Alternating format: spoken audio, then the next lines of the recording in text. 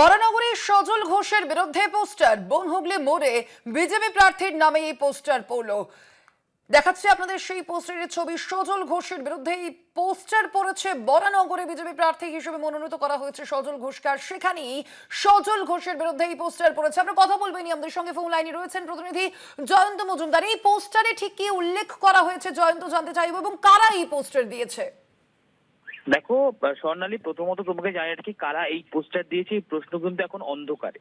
এবং তুমি যেমনটা দ্বিতীয় তোমার যে প্রশ্ন, যে এই পোস্টারে মূলত কি দাবি চাওয়া হয়েছে বা কি বলা হয়েছে পোস্টারে, সেখানে বলা হয়েছে তেল, চাল, আলু, গ্যাসের দাম বাড়লো কেন, সজল ঘোষ জবাব দিন। রেল, পোস্ট অফিস, ব্যাংক, বিমা, ইস্পাত, এই বিভিন্ন ক্ষেত্রে চাকরি নেই কেন, সজল ঘোষ জবাব দিন।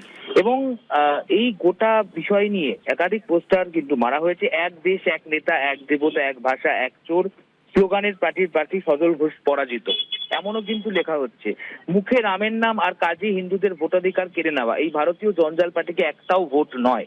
অর্থাৎ এই ধরনের কিন্তু মন্তব্য করে বরানগর বনহুগলি মোড়ের সামনে কিন্তু এই পোস্টার কিন্তু গতকাল রাত থেকে কিন্তু লাগিয়ে দেওয়া হয়েছে। এবং সব থেকে বড় প্রশ্ন, দেখো পোস্টারের নিচে তাৎপর্যপূর্ণভাবে লেখা আছে সিপিবি। এটা কাদের দেওয়া পোস্টার, কি করে এলো, সেটা এখন কিন্তু যথেষ্টই অন্ধকারের মধ্যে রয়েছে এই যে পোস্টার সংক্রান্ত বিষয়টি নিয়ে।